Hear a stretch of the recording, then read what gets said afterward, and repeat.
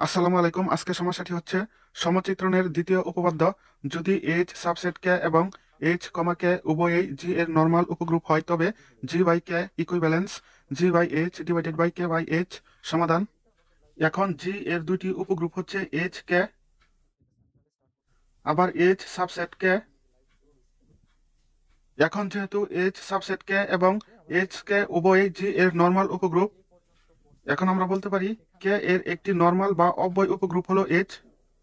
এখানে কে by H হচ্ছে বিভাজিত গ্রুপ, আবার কে বাই এইচ হচ্ছে জি বাই এইচ এর একটি নরমাল উপগ্রুপ। ফলে G by H divided by K by H একটি বিভাজিত গ্রুপ হবে। এখন মনে করি phi such that G by H tends to K by H. অনুচিত্রণটি নিম্নরূপে সংজ্ঞায়িত: for all a belongs to G হলে ডান কোসেট অর্থাৎ এইচ এ অর্থাৎ phi of H A equal to K a হবে। এখন আমরা দেখাবো ফাই চিত্রণটি সুসংজ্ঞায়িত। ফাই একটি অনুচিত্রণ এবং ফাই চিত্রণটি সার্বিক। এখন আমরা দেখাবো ফাই চিত্রণটি সুসংজ্ঞায়িত। এখন ফাই চিত্রণটি সুসংজ্ঞায়িত হবে যদি H A equal to H b এর জন্য K equal to K b হয়। তাহলে ধরি for all a comma b belongs to G, তাহলে এ এর জন্য ডান কোসেট হবে H A equal to b এর জন্য ডান কোসেট হবে এইচ বি। ইমপ্লাইজ দ্যাট এখন যদি আমরা বি কে এই পাশে নিয়ে আসি তাহলে হবে H A B inverse one equal to H. এখন ডান কোসেটের শর্ত হতে আমরা জানি যদি এক্স বিলংস টু জি হয় তবে ডান coset H x equal to H হবে, যেখানে এইচ হচ্ছে জি এর উপগ্রুপ। ইমপ্লাইজ দ্যাট এখানে যেহেতু H A B inverse one equal to H, তাহলে আমরা লিখতে পারি a B inverse one belongs to H. Implies that আবার যেহেতু কে এর একটি নর্মাল উপগ্রুপ এইচ, তাহলে আমরা লিখতে পারি a B inverse one belongs to K. এখন a B inverse one belongs to H হলে আমরা লিখতে পারি H into a B inverse one equal to H. তাহলে a B inverse one belongs to K হলে আমরা লিখতে পারি K a B inverse one equal to K. Implies that তাহলে কে এ ইকুয়াল টু, এখন যদি আমরা বি ইনভার্স কে ওই পাশে নিয়ে যাই তাহলে হবে কে বি, অর্থাৎ H A equal to H B হলে K A equal to K B. সুতরাং ফাই চিত্রণটি সুসংজ্ঞায়িত। এখন আমরা দেখাবো ফাই একটি অনুচিত্রণ। এখন অনুচিত্রণের শর্ত হতে আমরা জানি f of a b equal to হবে f of a into f of b. এখন যদি a comma b belongs to G হয় তবে ফাই অফ এ সমান আমরা ধরবো এইচ এ এবং বি সমান ধরবো এইচ বি ইকুয়াল টু আমরা লিখতে পারি phi of H A B. এখানে যেহেতু এইচ উপগ্রুপ তাহলে এইচ এর সাথে এইচ গুণ করলে এইচ হবে, আর এখানে আছে এ বি অর্থাৎ phi of H A b equal to, এখন phi of H A equal to K a লেখা যায়, তাহলে আমরা phi of H A b সমান আমরা লিখতে পারি কে এ বি।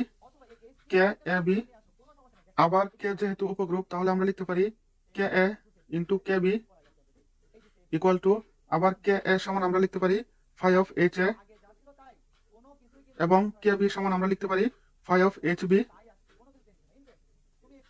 অর্থাৎ phi of H a into H b equal to হচ্ছে phi of H a into phi of H b, অর্থাৎ অনুচিত্রণের শর্ত সিদ্ধ করে। সুতরাং ফাই একটি অনুচিত্রণ। এখন আমরা দেখাবো ফাই চিত্রণটি সার্বিক। এখন ধরি K a belongs to G by K, তাহলে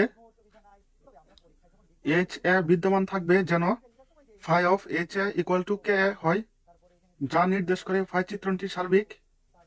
এখন আমরা ফাই এর কার্নেল কে বাই এইচ বের করব, তাহলে ফাই এর কার্নেল কে বাই এইচ। এখন ধরি জি বাই কে এর অবেদক কে এবং কার্নেল ফাই ইকুয়াল টু ডান কোসেট অর্থাৎ H x belongs to G by H such that phi of h a equal to k হয়।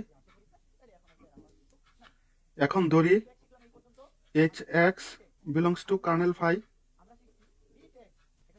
তাহলে phi of h x সমান আমরা লিখতে পারি k। সুতরাং phi of h x equal to k implies that phi of h x, এখন h x যদি আমরা এখানে বসাই তাহলে phi of h x equal to হবে k x, অর্থাৎ K X equal to K.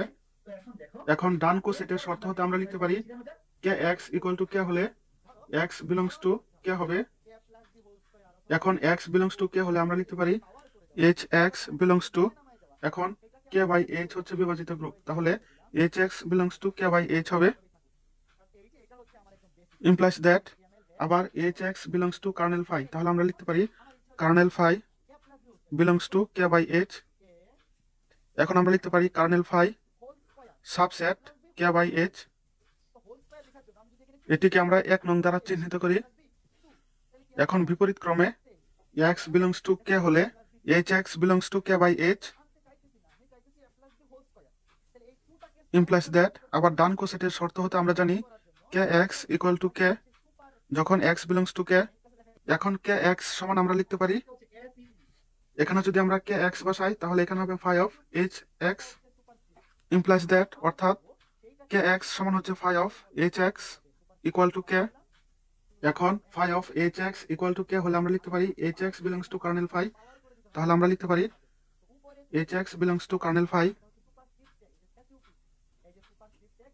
Implies that আবার H x belongs to K by H, তাহলে আমরা এইচ এক্স সমান লিখতে পারি K by H belongs to kernel phi.